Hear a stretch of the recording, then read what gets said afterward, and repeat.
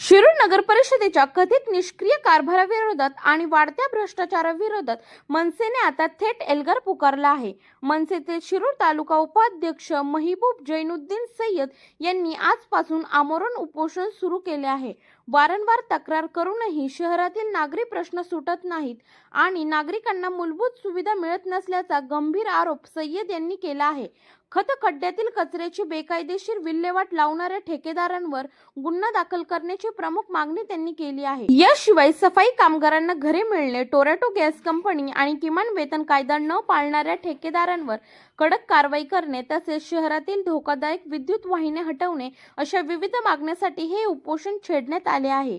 या आंदोलनाला आम्ही शिरूरकर फाउंडेशनचे अध्यक्ष रवी बापू साणप, मनसेचे रवी लेंडे, प्रवासी संघटनेचे अध्यक्ष अनिल वांडे यांच्यासह अनेक कार्यकर्त्यांनी उपस्थिती राहून जाहीर पाठिंबा दिला आहे। कॅमेरामॅनसह श्रावणी मुकुंद ढोबळे, शिरूर प्रतिनिधी, 9 स्टार न्यूज। समाजातील सफाई कामगारांना किमान वेतन कायद्याने 1 रुपया पगार दिलेला नाही, यांची पण लूट केलेली आहे, यांच्यावर अन्याय केलेला आहे आणि जोपर्यंत या सफाई कामगारांना किमान वेतन कायद्याने पेमेंट मिळत नाही, पगार मिळत नाही, तोपर्यंत आम्ही आमचं आंदोलन सोडणार नाही।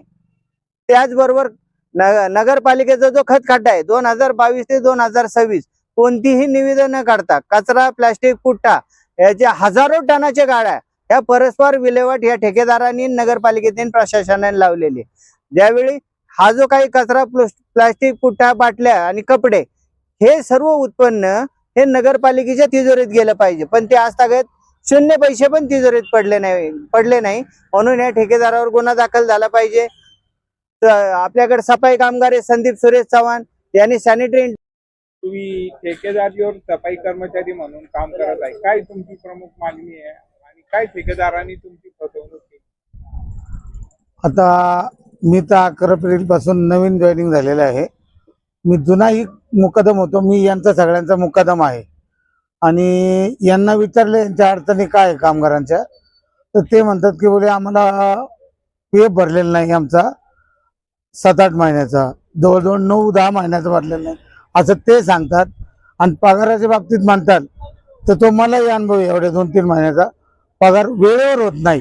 म्हणजे आज जवळजवळ 14-15 तारीख आली, 13 तारीख आहे आज, अजून 2 दिवसांनी 15 तारीख येईल, अजून आमचा पगार झालेला नाही।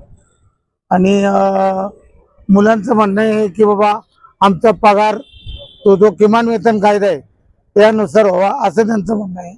सगळ्यांचंच म्हणणं आहे आमचं। तुम्ही तिथे कामाला आहे? मी मुकदम आहे, महिलांचा पण आणि पुरुषांचा पण। किमान वेतन कायद्यानुसार पगार मिळतो? मला 18,000 पगार आहे आणि यांना 12,000 पगार आहे। 18,000 मधून 1,500 पीएफ कट होतो, यांचा 12,000 मधून 1,500 पीएफ कट होतो। 10.5 मधून मग यांचे खाडे असतील ते कट केले जातात, उर्वरित पगार हातात येतो। मागण्या मान्य होत नाही तोपर्यंत काम बंद आंदोलन करण्यात येईल। सध्या आता कुठं कामाला आहे? काय काम करताय तुम्ही? घंटागाडीवर उद्यापासून सगळ्या घंटागाडी बंद राहणार आहे? हो, उद्यापासून सगळ्या घंटागाडी बंद। अशा पद्धतीने विनवणी करण्यासाठी शिव आले होते का किंवा कुणी सफाई? अजूनपर्यंत नाही कोण आले।